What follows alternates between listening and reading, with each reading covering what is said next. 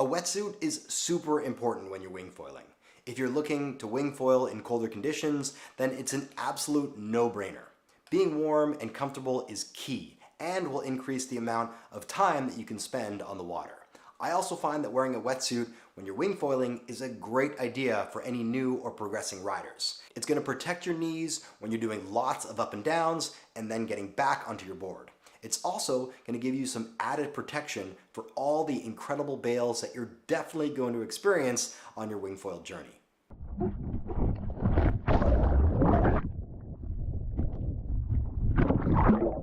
A wetsuit also is going to give you sun protection and allow you to skip lathering SPF 50 all over your body for those of you with fair hair like me. So let's dive into the most important features to consider when buying a wetsuit and take a look at my personal favorite wetsuit for wing foiling, the Mystic Marshall.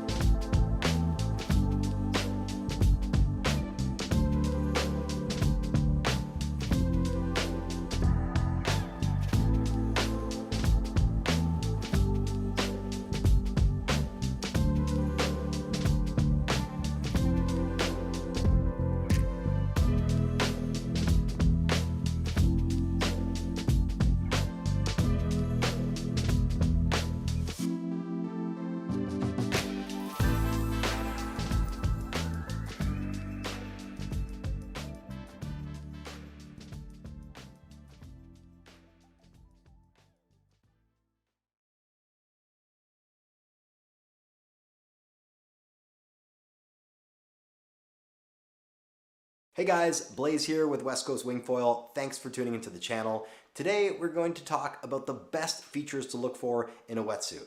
If you're looking to ride in colder conditions or just have an extra layer of protection when you're out there on the water.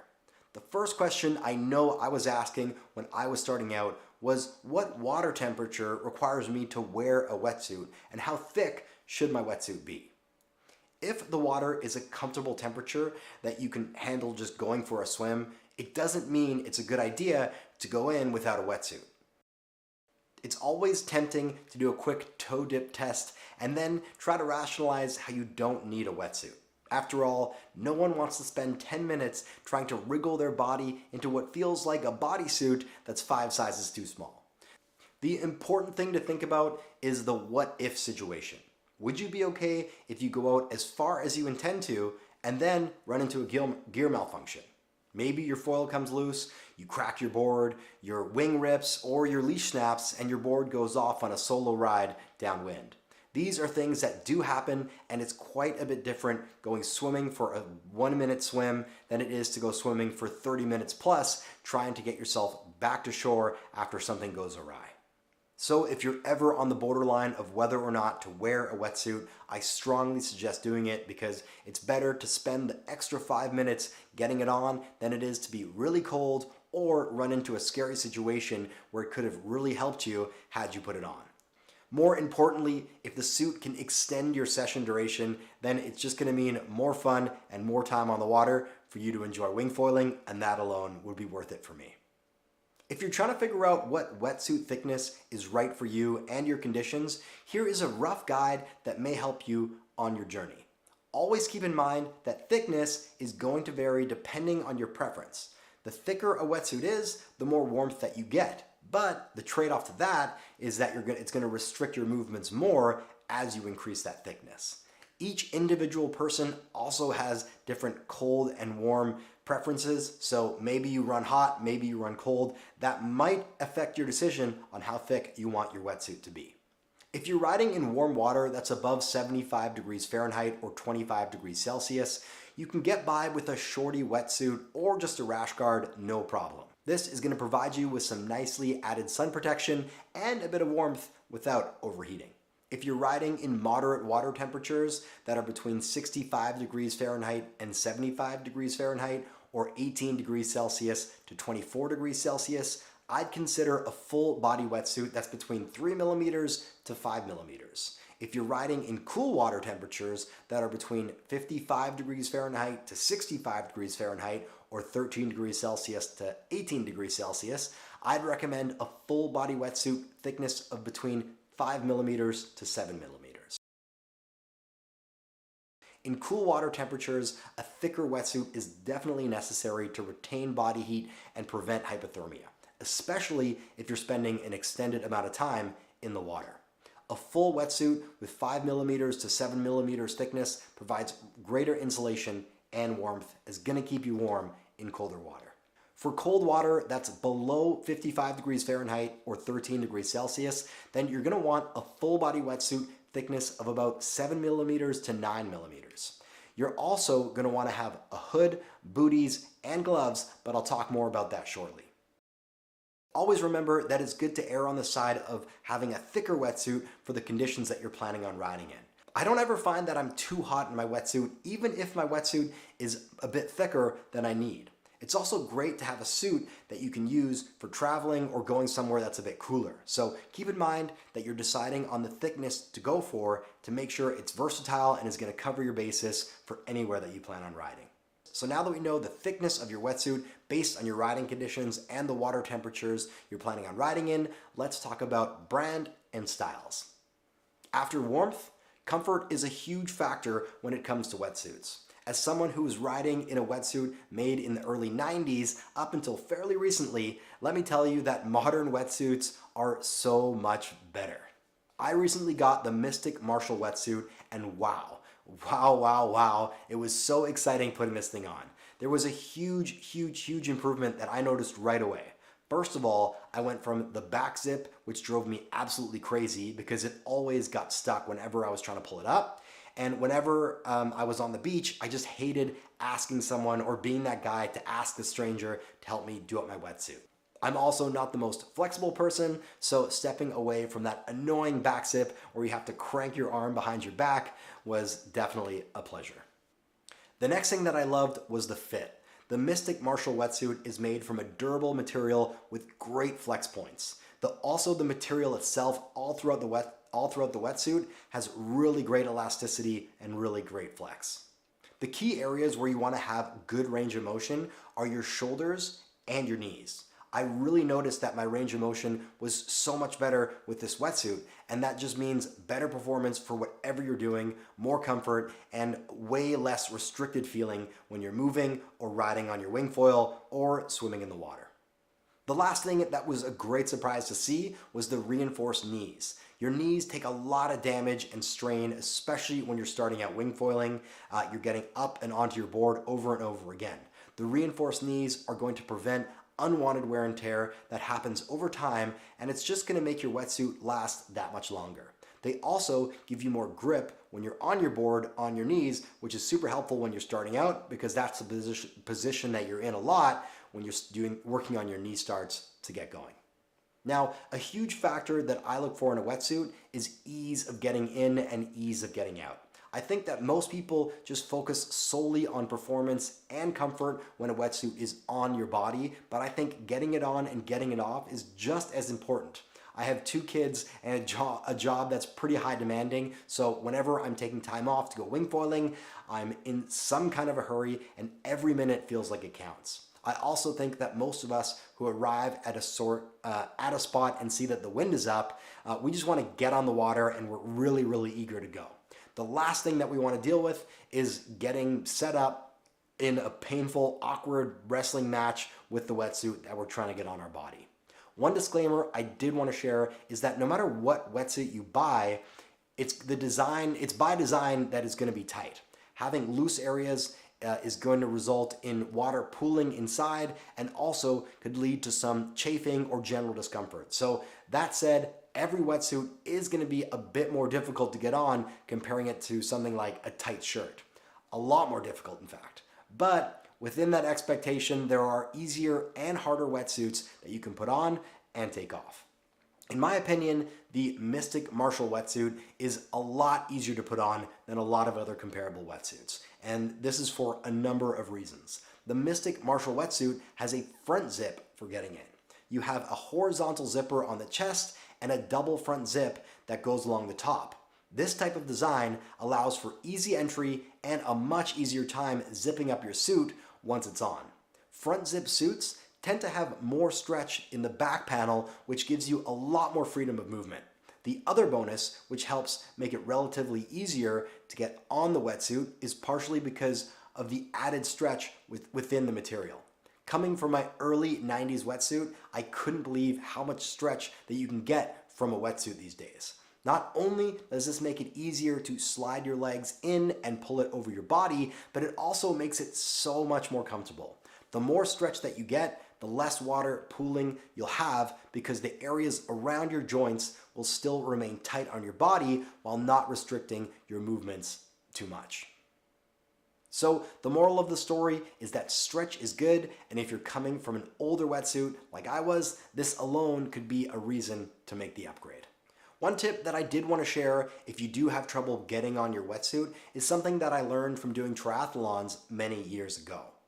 When you're doing triathlons, you're typically wearing a wetsuit that's much thinner and made from material that can easily tear from sharp nails. When putting on these wetsuits, athletes leave their socks on to help their feet slide through the leg holes, and they'll even sometimes put their socks on their hands to slide through the armholes. You can also put a plastic bag over your feet or your hands to help them slide through, and it's just going to make your legs go in a lot easier with less resistance and not catching on things or catching on your wetsuit. The next thing I wanted to touch on was a few items that go hand in hand with wearing a wetsuit, and that's booties for your feet and gloves for your hands. I always recommend wing foilers wear booties no matter what temperature of water that you might be riding in. Booties are even more important, in my opinion, than a wetsuit for the protection that they provide you from potential nicks from your foil and also rocks in the water when you're going in and out depending on your spot. A lot of people are scared to fall on their foil given how sharp it is, which is totally valid, but from my experience, the most common way that you're going to get hurt or a cut from your foil is actually from catching your foot on the wingtip when you're swimming close to your board or after a fall. If you're not paying attention or you're focusing on getting back onto your board or getting in a position to get back onto your board, that's when the large front wing, one of the wingtips that are very sharp, can just extends out further than the width of your board, can catch your foot from a sharp, hard kick or just a bit of a flail when you're readjusting things. This isn't going to be a life-threatening injury, but sharp foils can do some damage, and the worst part of this, if you do give it a good kick, not only are you going to get hurt and probably be bleeding, but it's going to ruin your day out on the water. The booties that I recently got are amazing. The Mystic Rome series booties are by far the best booties that I've ever worn, and they are amazing for wing foiling in particular. The reinforced layer around the toe and heel provide awesome grip for riding and make the boot more durable and less susceptible to wear and tear over time. I also really love the Velcro strap that goes across the top of the boot. This just helps your foot feel locked in and when it's on. All the booties I have used in the past really had this like loose feeling when moving my feet around on my board. My feet just never felt supported. With that top strap on the Mystic Roam booties, your foot really does feel secure, and I feel like it improves the overall comfort and your ability to move, balance, and just the general overall performance when you're wing foiling. Now, let's also talk about gloves. If you're riding in cold water or foiling in the winter like I do, cold hands are the thing that forces you in first above anything else. I have always hated wearing gloves because anytime I've tried to wear gloves, my forearms just feel like they take a beating. They're just burning as you try to grip the handles of your wing because you can't get as good purchase or grip on your wing foil handles. The Mystic Roam Series gloves showed me some promise, but were by no means perfect. The great thing about these gloves were that they have some natural bend, or they're made with a bit of an arced shape. Most gloves are designed as if you're going to use them when your fingers are extended straight out in front of you. The Roam gloves, before you even put them on, have this nice natural bend to them that's going to be following the shape or the contour of how your hands are naturally when you're wing foiling. This bent shape gives you more purchase when your fingers grip your wing. I didn't find that it was a perfect solution by any means, and I still like going gloveless versus wearing gloves, but it's definitely a better option than anything else that I've tried before. There are two really good recommendations that I have for anyone going out in cold water. The reality of wetsuit gloves is that you're not going to get great grip, and it's going to cause more strain on your forearms because you just can't use your fingertips to hold onto your wing handles. One thing that a lot of old windsurfers do that I learned is that they used to cut an old pair of wetsuit gloves to help them get some more mobility. I wouldn't recommend cutting any new gloves, but if you do have an old pair of gloves lying around, then maybe it's worth giving this a try. As soon as you cut your gloves, water is obviously going to get in, and you won't retain the same warmth as you would have had when they were unaltered. If you take out the palms and make some cuts that go up inside the fingers, then you're going to get more flexibility, and this is going to allow you to grip your wing better. For me, this was definitely an improvement in dexterity, but it wasn't enough to justify cutting any new gloves. I found that my hands, well, obviously got more cold, and even though the grip was better, it still annoyed me. One thing that I ended up doing was taking the gloves off of my hands, but leaving them attached to my wrists, letting my hands protrude through the area that I cut. This gave me a little added security in the event that I ran into an issue where I was faced with a long swim in the cold water. I could always just put my gloves back on and have some extra warmth. This isn't something that you could just do if you had your regular gloves with you, because sometimes gloves are really difficult to get on, and when your hands get really cold, you lose that ability to do any sort of fine movements and get gloves back on. So anyway, it's something to think about to have that extra safety net if you did cut your gloves. One additional thing that you could try if you want to cut your gloves is to wear dishwashing gloves underneath your cut gloves. This keeps your hands from getting the cold water physically on them, so it is going to keep you a bit more warm, but it's not going to be super warm. But while it's not going to be super warm, you're still going to maintain your grip strength and your grip purchase when you're holding your wing. A better option, in my opinion, instead of cutting your gloves, is actually just getting smaller wing handles. I couldn't believe the difference when trying handles that were thinner than the ones that I had always used. Thicker wing handles are good for durability reasons, but the thicker your handle, the more work your forearms have to do to hang on when the wind is pulling your wing forward. Imagine hanging on from a really thick bar. The thicker the bar, the less grip that you're going to get, and the more work your hands and your forearms have to do to flex your muscles to maintain grip. You would have to just squeeze that much harder on the thicker bar because your fingers aren't able to wrap around it to get purchase. If you struggle from forearm fatigue, definitely look into thinner handles or even a thinner boom. These are really nice to have and perform way better when you're wearing gloves in cold conditions. So the last section that I wanted to talk about in this video are the few nice to have features that actually come with the Mystic Martial wetsuit. The first feature that I really like to have and I think is important in any wetsuit is really good stitching. If your wetsuit is going to come apart over the long term, the first thing that typically goes is the stitching. The Mystic Martial wetsuit has glued blind stitching. This is a stitching method where the panels are first glued together and then only stitched halfway through the fabric instead of fully perforating it. This makes the seams waterproof and it's really durable. They also include some tactical waterproof stretch tape around the critical areas that you don't want to have any leaks and give you that extra reinforcement. A second feature, which is a small thing but something I really like, is having that key pocket and a loop. This is an external pocket on the leg area of the wetsuit that has a mini buckle for quick release. It's a great place to keep your key if you are someone who wants that extra security compared to just leaving it in your gas tank foldy thing. Now, I know most of us these days have electric keys, but if your key does come out of the electric part or there's no battery component of your keychain, definitely a huge bonus having this on your wetsuit.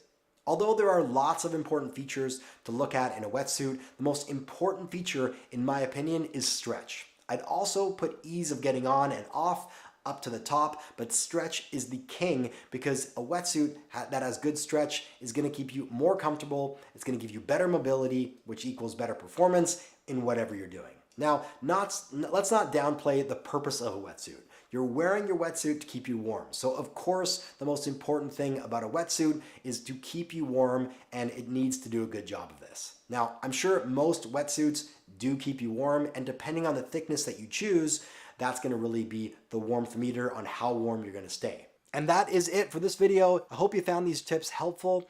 All the videos that I create on this channel are aimed at making your journey as a wing foiler a little bit easier.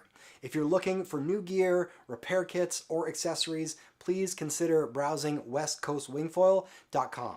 Anything purchased from the site or affiliate links that are connected help fuel this channel and allow me to create more content that hopefully helps you and foilers like you looking to progress at this sport that I love so much. Thanks again for watching, wishing you good wins, and look forward to seeing you out on the water.